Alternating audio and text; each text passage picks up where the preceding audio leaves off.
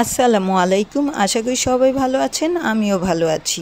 সন্ধেবেলা আমার সেজ বোনে ভর্তা নিয়ে আসলো, আর ওই ভর্তা দেখে মন চাইলো আজকে তরকারি দিয়ে ভাত খাবো না, শুধু ভর্তা দিয়ে ভাত খাবো।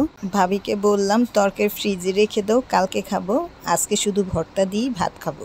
আমার ভাবির দুইজনেরই যেহেতু ভর্তা দিয়ে ভাত খেতে মন চাইছে, তাই ও ফ্রিজে সব তরকারি রেখে দিল, আর এইদিকে ফ্রিজ থেকে শুটকি বের করলো। ভাবি লাল শুটকির ভর্তা বানালো, আর আমি এই ঢেঁড়সের ভর্তা বানালাম। এই ঢেঁড়সের ভর্তার রেসিপিটা আপনাদের সাথে শেয়ার করতে মন চাইলো।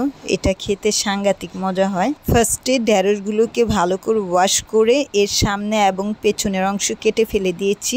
এবার সামান্য পরিমাণ পানি দিয়ে ঢাকনা দিয়ে ঢেকে চুলায় বসিয়ে দিয়েছি সেদ্ধ হওয়ার জন্য। ঢেঁড়স সেদ্ধ হতে যেহেতু বেশি সময় লাগে না, তাই সামান্য পরিমাণ পানি দিয়ে এটাকে সেদ্ধ করে নেব।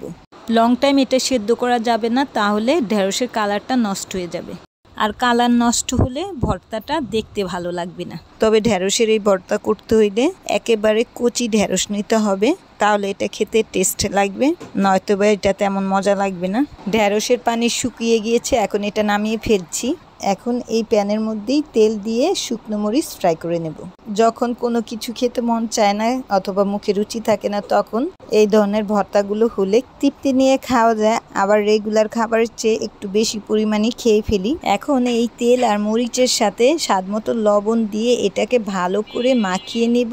এগুলো ভালো করে মাখানো হয়ে গেলে পেঁয়াজ কুচিটা দিয়ে আবার ভালো করে মাখিয়ে নেব। দেন সেদ্ধ করে রাখা ঢেঁড়সগুলোকে দিয়ে ভালো করে মাখালেই ঢেঁড়সের ভর্তাটা কমপ্লিট। বলে না মানুষের চাহিদার শেষ নেই, একটা চাহিদা পূরণ হইলে আরেকটা চাহিদা পূরণ করার স্বাদ জাগে। আমাদেরও হয়েছে সেই অবস্থা। ভাবছিলাম ভর্তাগুলো হলে তৃপ্তি নিয়ে ভাত দিয়ে খাবো, বাট যখন ভর্তাগুলো বানানো হচ্ছে তখন আবার মন চাইলো একটু বোয়া ভাত হইলে বেটার হইতো, তাহলে আরেকটু মজা করে খেতে পারতাম। আর এই কারণে আমার ভাবি চাল ডাল আর আলু দিয়ে একটা বোয়া ভাত রান্না বসিয়ে দিল। যদিও আমরা বোয়া ভাত খুদের চাল অথবা নর্মাল চাল দিয়ে শুধুমাত্র রান্না করি, মাঝে মধ্যে এর সাথে আলু কুচি করে দিই, বাট আজকে মন চাইলো চালের সাথে ডাল আলু দুইটা দিয়ে বোয়া ভাত রান্না করি, তাই আর কি এইভাবে বোয়া ভাত রান্না করে নেওয়া হয়েছে আজকে। অ্যাকচুয়ালি মাঝে মধ্যে ভিন্ন ধরনের খাবার হলে খেতে ভালোই লাগে। আমি যে ঢেঁড়সগুলো ভর্তার জন্য নিয়েছি এগুলো খুবই কচি ছিল। ভর্তাগুলো মাখাচ্ছিলাম আর আমার জিভে জল এসে পড়ছে। ভর্তাগুলো হওয়ার সাথে সাথে তর সইতেছিল না যে কখন খাবো। এমনিতে আমরা লেট নাইট খাই, বাট ভর্তা হওয়ার কারণে আজকে খুবই তাড়াতাড়ি খেতে বসছি। বাবিকে বললাম যে প্লেটে তাড়াতাড়ি খাবার বাড়ো, আজকে এখনই খেয়ে ফেলবো, কারণ এই লোভনীয় খাবারগুলো দেখে আমার এক মুহূর্ত লেট করতে মন চাইছে না। কী দিয়ে রাতের খাবারটা খেলাম সেটা আপনাদের সাথে একটু শেয়ার করছি। এটা হচ্ছে ঢেঁড়সের ভর্তা, যেটা আমি বানাইছি, আর আমার বোনে দিয়েছে আলুর ভর্তা, ইলিশ মাছের লেজের ভর্তা, শুটকির ভর্তা, আর আমার ভাবি লাল শুটকির ভর্তা করছে, যেহেতু ওই শুটকির ভর্তা কম হবে এর জন্য ও আবার বানিয়েছে বাসায়। আর এটা হচ্ছে বোয়া ভাত, ডালে চালে আর আলু দিয়ে বানানো হয়েছে।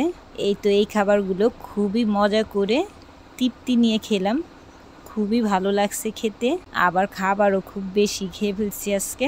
আমরা হচ্ছি ভর্তা লাভার, সপ্তাহে একদিন হলো আমাদের ভর্তা জাতীয় কিছু লাগবেই, কিংবা শুটকি জাতীয় কিছু লাগবেই, না হলে মনে হয় যেন খাবারে বিশেষ কি যেন খাইনি। আর এই ঢেঁড়সের ভর্তার রেসিপিটা তো খুবই মজা, আমার খুব ভালো লাগে। কার কেমন লাগে ঢেঁড়সের ভর্তা বলতে পারি না, বাট আমার কাছে খুবই ভালো লাগে এই ভর্তাটা। ইলিশ মাছের লেজের ভর্তাটাও খুবই মজা হয়েছে।